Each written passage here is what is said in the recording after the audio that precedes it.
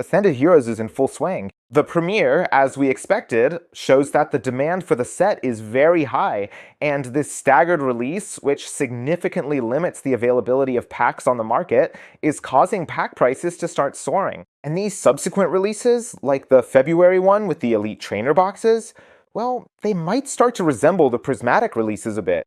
Sure, Ascended Heroes isn't prismatic, but on the other hand, the scale of interest in Pokemon cards is already completely different than it was at the end of January 2025. But today, I wanted to discuss something a bit different, somewhat related to Ascended Heroes, but more about the product lines that the Pokemon Company releases to the market. And it concerns the ever-popular booster bundles. A booster bundle is this aesthetic cube containing 6 booster packs. And interestingly, at least until recently, it was still largely packed entirely by hand, meaning a person would manually place 6 boosters in there, close it, and only then would it be shrink-wrapped. Booster bundles are a very elegant and probably still the fastest way to get packs onto the market, especially for special sets where we don't have booster boxes. The Pokemon Company took advantage of this by printing these booster bundles on a massive scale, at least in Europe. They appeared in Central Europe, they appeared in Spain, they also appeared in Scandinavia in really large quantities. And you could tell the Pokemon Company was in a hurry,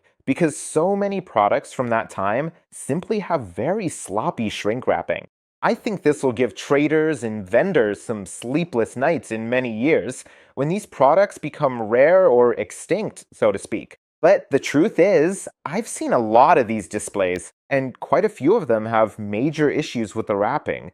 Well, it simply stems from the desire to generate the highest possible printing speed. But have booster bundles themselves already, finished the process of optimizing pack delivery to the market for Pokemon? It turns out no, because in Ascended Heroes, for the first time for a special set, meaning a holiday set, we won't have displays. Displays are bulk packaging for 10 bundles in this aesthetic cool box holding 10 bundles. So well liked by shops, but also by collectors and investors. It looks great on a shelf, on a cabinet. It's simply, from the special sets, I think, well, besides the Pokemon Center ETBs, the second coolest product that you can store, keep, display on a shelf, show off to friends, whatever you use booster bundles for. And now, these displays won't be available. We don't know why.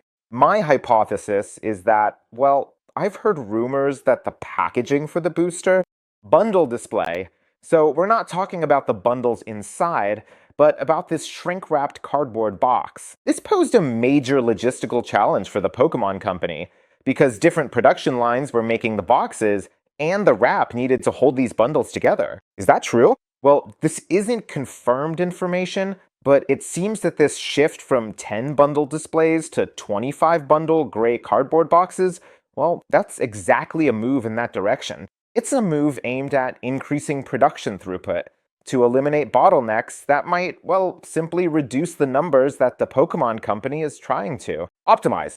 So what does that mean? In my opinion, booster bundle displays will return for a simple reason. They weren't discontinued because they're a failed product, like, for example, Build and Battle boxes, which I think were pulled in Paradox Rift. There were 2 pre-release kits, 4 packs, and some other junk thrown inside. That was a product that nobody really liked all that much. And it was usually the last product sold with available packs. The booster bundle display is a completely different case. Here, I think it's just about production optimization. If demand and supply are balanced out, then of course booster bundle displays, that's my hypothesis, will return to production. However, if it turns out that the Pokemon Company really likes this new way of wrapping, packing products into these gray 25 count boxes, well, we can definitely imagine what that will mean for the booster bundle displays from the Scarlet and Violet era, which in themselves are a very, very interesting hallmark of the era. And, as I mentioned before, they really do look great. If it turns out that these will be the last displays for a long time, I think the price of these specific bulk packages or products, whatever we want to call them, could adapt to this information quite quickly.